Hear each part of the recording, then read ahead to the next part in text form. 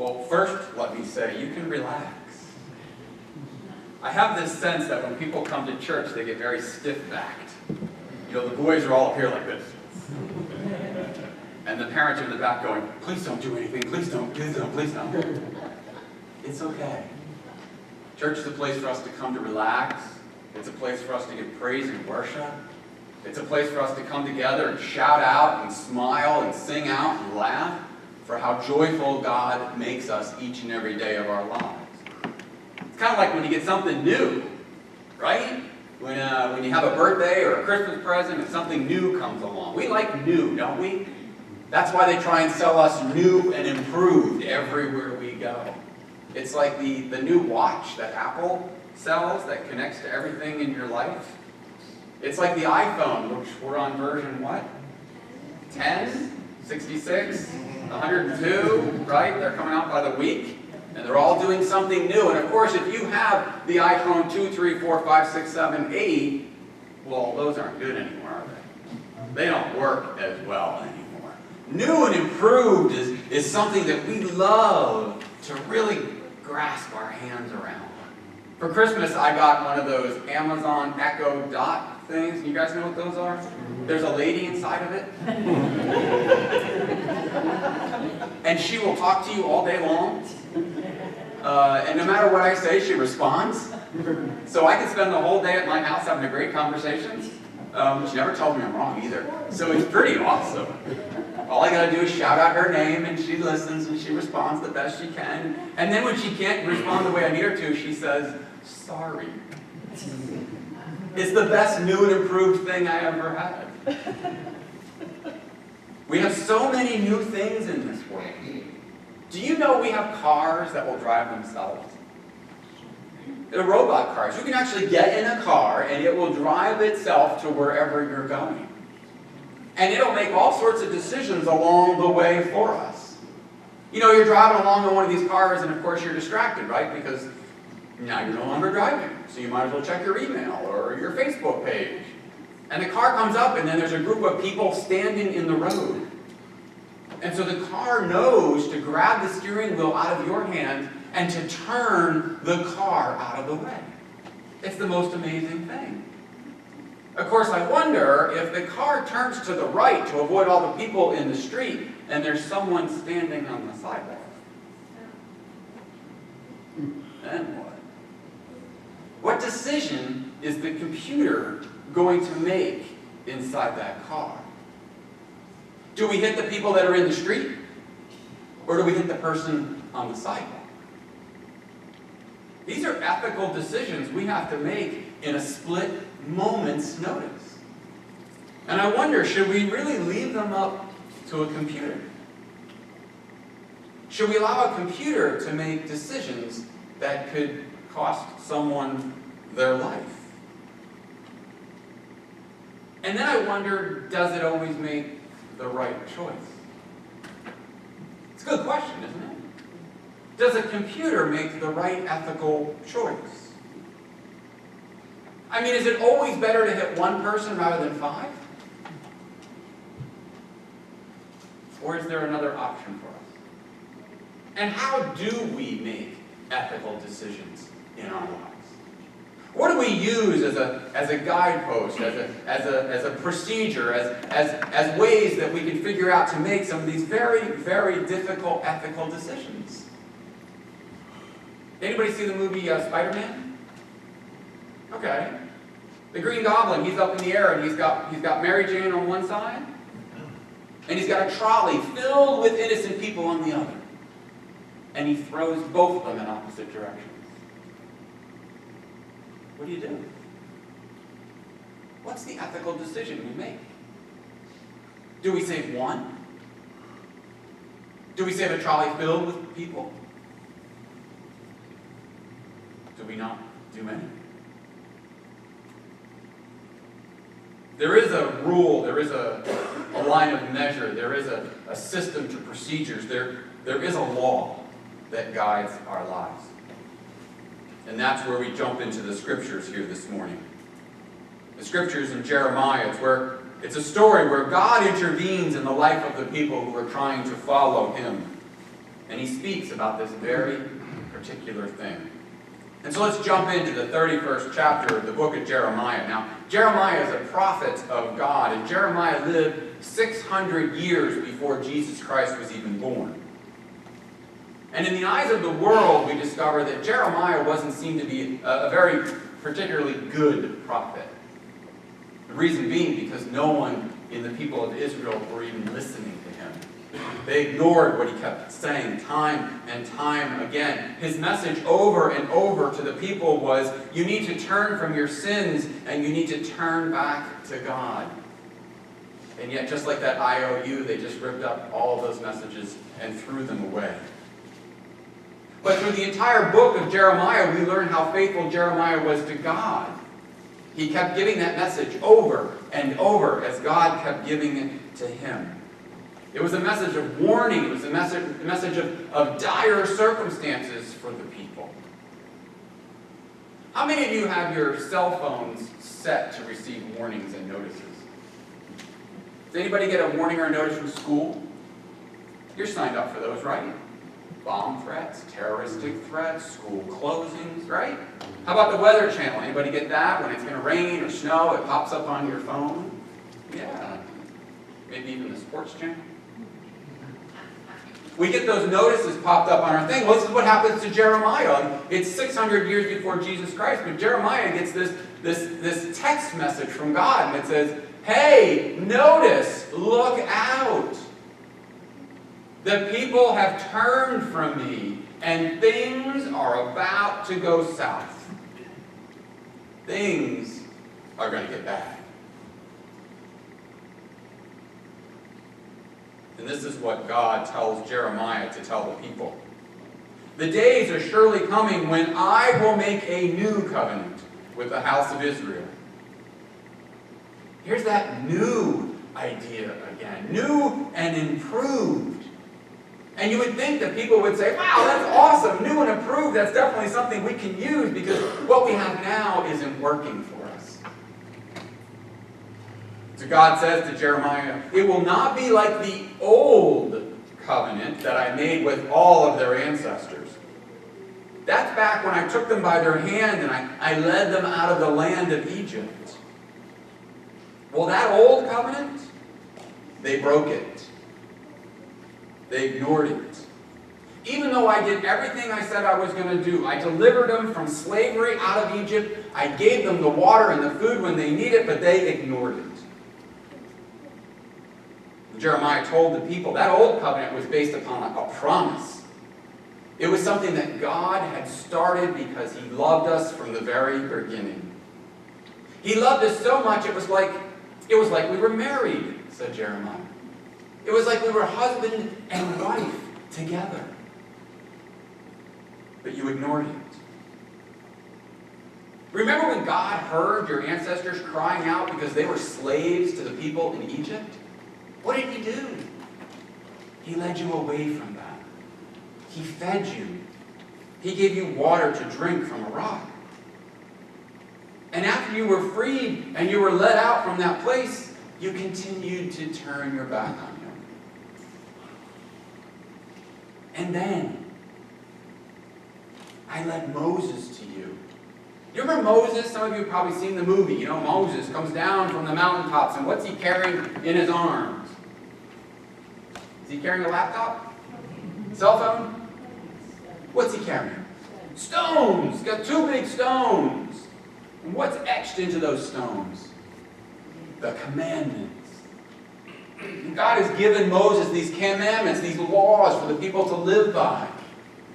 And they ignored them. They turned their back on all of them. And so through Jeremiah, God says, I will be your God, and you will be my law-abiding people. And Jeremiah says, but that was all the old stuff. God has promised us something brand new. The problem is people ignored it. I don't think we're that far from that today, are we? Thou shalt not kill is something that we completely ignore. Thou shalt not lie and deceit and cheat. something we completely ignore. See, the problem is that people said they couldn't obey the laws when really in their hearts they wouldn't obey the laws. And so God comes up with a new way. A whole new way for us to keep the covenant, to keep the promise, to keep the relationship. God says, I will put my law within them. It's no longer on two great big pieces of stone. Now it's written on their hearts. And they will be my people. And so suddenly, for the people who are listening to Jeremiah, they realize that there's a whole new thing happening in their lives. A whole new way of thinking about the covenant and the relationship with God.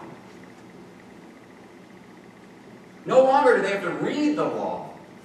No longer do they have to memorize the law. No longer do they have to be taught the law. Now it's written on their hearts.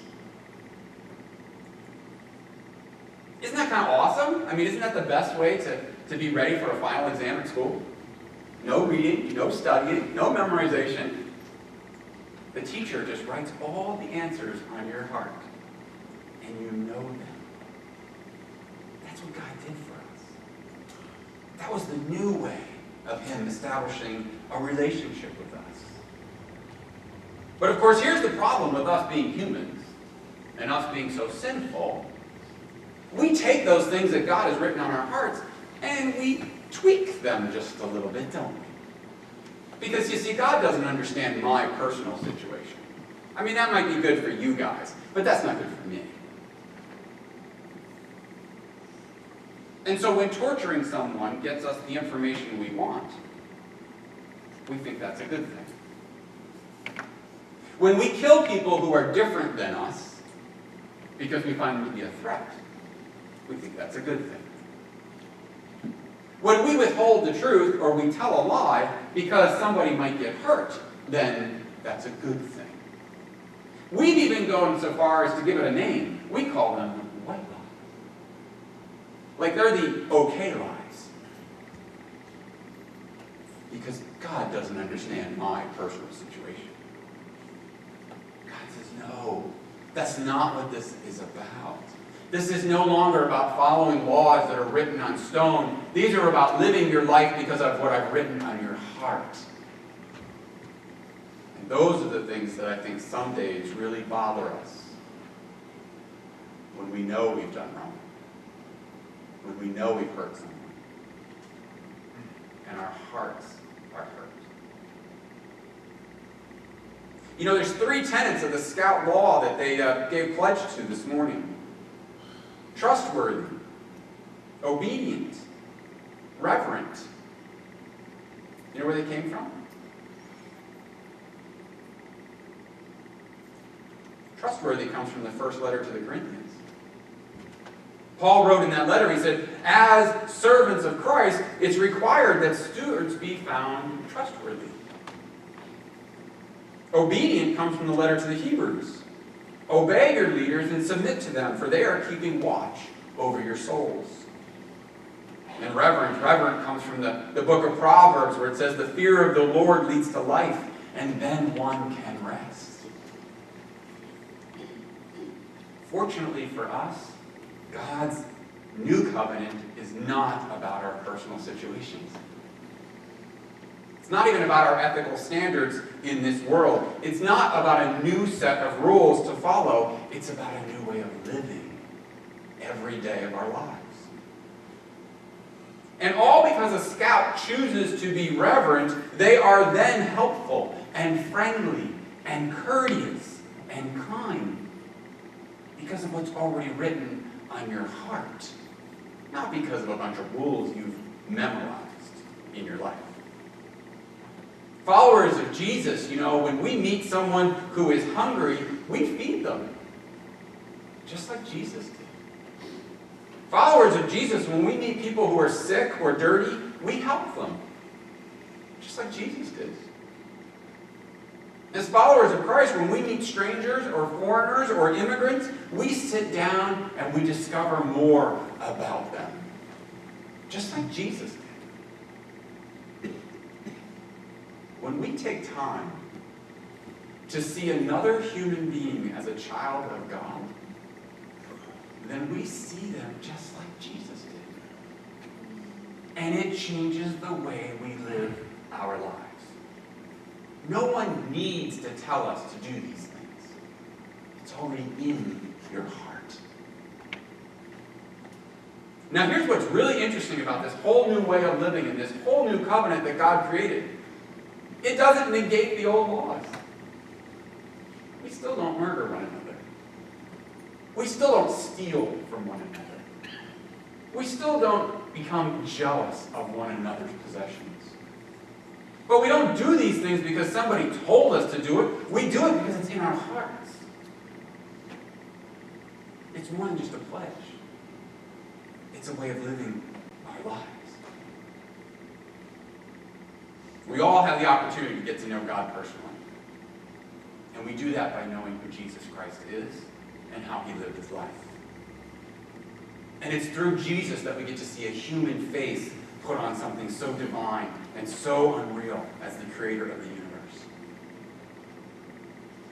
It's through Jesus we learn about grace and truth and love. And it's through Jesus we discover God wants to be in relationship with you. He wants to be your best friend. He wants to be the one that you come to, that you turn to, that you look up to. He even uses Jesus to remove any kind of hurdle or obstacle you might have. Because Jesus pays the price for all of our wrongdoing. God says to Jeremiah at the end of this section, he says, they will no longer go around setting up schools to teach each other about me. They'll know me firsthand. The dull and the bright, the smart and the slow, I will wipe the slate clean.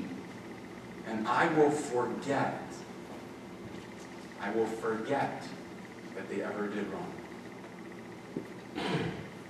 Promise is made for us. So I ask you, is new always better? I mean, perhaps when it comes to iPhones or Echo Dots or PlayStation 1, 2, 3, 4, 5, 6. Maybe. But there is a new out there that is better for us, and that is God's new covenant. It's one that resets our ethical standards. It's one that points us towards Jesus. But here's the thing. It's up to you. You have to make the choice to accept it. The ball's in your court. If you want to follow Jesus, if you want to have your hearts changed, if you want to live a life differently and make this world better, it's up to you to choose it. You have to choose it. And if you don't, then you don't get it. But if you do, then you live a new and improved life. The best new you've ever lived. I hope today, if you haven't made that choice, that today's the day you'll make it. Because I don't know what's going to happen to you today, or tomorrow, or next week. It's that important. Because you may be one of the people standing in the street, or you may be the person standing on that sidewalk. You don't have a lot of time to make this choice. I hope today is the day you make it. And that you'll live a new